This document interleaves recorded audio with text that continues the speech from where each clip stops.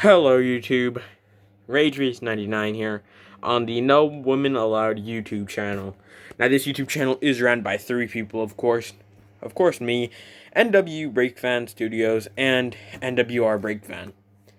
Which me and NWR Breakfan happen to have a pretty decent following, and my camera is really being a menace to focus right now. So yeah, as you can already see, I have some Five Nights at Freddy's plushes just in the corner right here, and that's just because I really do enjoy collecting them. Granted, I haven't bought many as of recently, just because, in my opinion, their quality has really just dropped low. And when I was a kid, I honestly remembered collecting like these. Although these two are restocks. So yeah, the only original Wave 1 to Wave 2 plushes that are just right here is this Phantom Foxy and this Golden Freddy, which they. Oh, no, not. I thought it was going to tip over my soda. Which, I got this guy for $20, and I got Golden Freddy for about 100. Which sounds crazy, but Golden Freddy's value right now is about at 145. My man's dips about as much as Bitcoin does. But the video isn't focused on that. The video is focused on my model train collection. Let's go. So, I have given away some things, so, yeah, let's get into it. Number one, the LNER Flying Scotsman. This was part of the Flying Scotsman Hornby train set. I got it. May I just say, I'm a really big fan of this packaging right here. I love this. I think it's called an ice block packaging, which I do enjoy.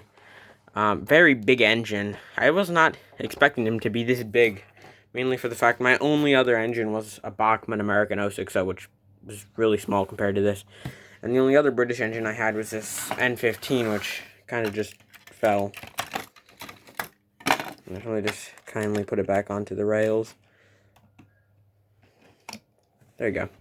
It was this N15, which in size is about a little bit smaller. The tenders, the locomotive's just a tiny bit smaller, which I know you might be saying, oh, this isn't an N15. Yes, it is. It just looks a little bit different right now just because I took off the smoke deflectors. But on the box, as you can see right there, SR Loco Sir Dinadan, which happens to be the N15, the N class. So yeah, I took off the side deflectors, and that pretty much might be why a lot of you guys are confused. Just because I had a joke where I made this a Henry, and then I stuck on when I finally found probably about an inch of hot glue, I found like a 1/4 inch of like a hot glue stick, and I just glued the face on. Which I actually don't have hot glue sticks. I just found the remains of one, mainly for the fact my hot glue gun broke because the hot glue is melting into where it shouldn't have been. So I had to burn my hot glue on top of a candle or some source of fire, which isn't the smartest way to do it. I mean, I probably could just get another glue gun, but yeah. Also, I don't even know if I can say the word glue gun because I know that YouTube and other platforms have become really soft with the word.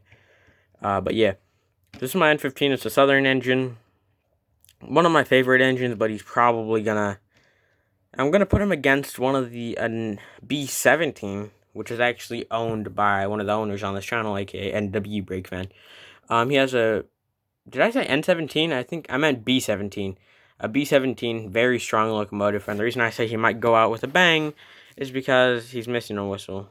I just wanted to point that out, but also because I didn't know how to lube this model, so I lubed him in the wrong spot. I actually put lubrication in the motor, which pretty much means if the motor's spinning at a fast rate, there's a good chance that can catch fire, and it'll blow up. It won't blow up, but it'll just be the end of the N15.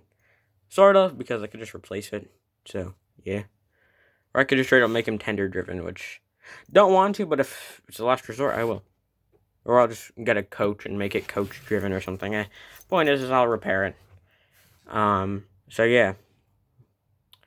I'm going to just say, I don't know about you guys, but this is actually a pretty good Henry. Because it has a dipped running board, which is something I remember Henry for in the RWS. And he also has a black running board. And the only thing I don't like about him is that he doesn't have that curved boiler, which I can't really add because the boiler is actually pretty chunky on this engine. Not to mention, this engine is quite high. I mean, lifted off the ground, especially when you go to look at the footplate. Look at that. I mean, the cab, look at that. That's really high. Also, another model engine I have is this little fish wagon that I like to usually attach on the base of this, but it always falls off, so just not attach it. And then trade offer that I did, which I actually traded my American Bachmann 060 for this Hornby Thomas, which has since failed so many times to the point where when I found the hot glue stick, I glued that face on, and then I glued some of the wires down because the wires were a mess in here. They had DCC. I cut out all the DCC wires and pretty much just rewired it. Because rewiring one of these engines, a Hornby engine, or just any model railroad engine, any OO scale HO engine, is not hard, mainly for the fact the way their motors work is there's 12 volts usually. That's a standard at least. 12 volts positive makes the engine roll forward. 12 volts negative makes it roll back. Pretty much simple.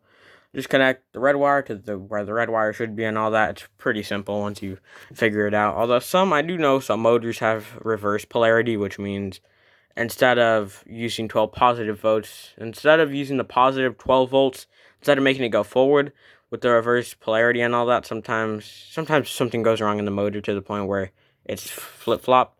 So sometimes 12 volts. So pretty much what I'm trying to say is, I know it sounds confusing. Point is sometimes models aren't built the same way, motors at least. So like with a normal engine, 12 positive volts would make it go forward. But then if you get like a reversed motor, pretty much 12 volts will make it go backwards, and then 12 negative volts will make it go forward, which it's hard to explain, but I'm pretty sure some people will get the rough gist. Which this funnel fell off, by the way. It's just attached with rubber bands at this point.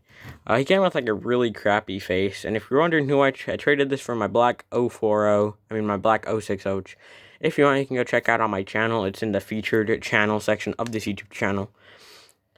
So yeah, my 060 did not deserve the life he got with NW Brakeman. I'm gonna just say that just for the fact that he tends to just paint the engines and then just scrap them.